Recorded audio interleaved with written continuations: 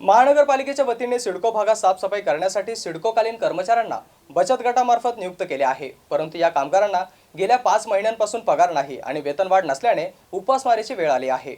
महानगरपालिका प्रशासनाने या कामगारांना दैनिक वेतन आणि कायम करून त्यांना न्याय देण्यात यावा अशी मागणी कामगार एकता संघटनेचे संस्थापक अध्यक्ष भास्कर आढावे यांनी केली आहे। मागणी 4-5 महिन्यापासून पगार नाही आणि सिडकोकालीन कामगारांना 2018 पासून महागाई भत्त्यामध्ये वाढ नाही। आत्ताच बचत गट ठेकेदारांनी महानगरपालिकेच्या प्रवेशद्वारासमोर आमरण उपोषण लावण्यात आलेलं होतं। त्यांनी त्यांचे कामं त्यांना कायमस्वरूपी राहावे यासाठी त्यांनी उपोषण लावण्यात आलेलं होतं व त्यांच्या अनेक मागण्या होत्या।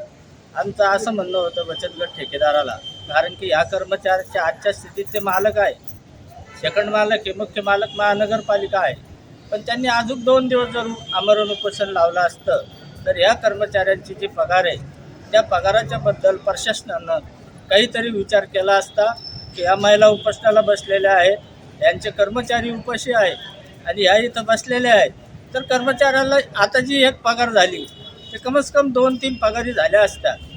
आमच्या संघटनेच्या वतीनं आमची अशी मागणी आहे की हे बचत गट ठेकेदार एजन्सी आमच्या कर्मचाऱ्याला जसं बंड साहेबांनी दैनिक वेतनवर घेतलं होतं किंवा दैनिक वेतनवर घ्या किंवा कायम करा, पण ह्या कर्मचाऱ्यांना सिडकोकालीन कामगार आहे, कोणाला 20 वर्ष झाले, कोणाला 25 वर्ष झाले, कोणाला 10 वर्ष झाले, 30 वर्ष झाले, हे कर्मचारी ठेकेदारी पद्धतीनं काम करत आहे।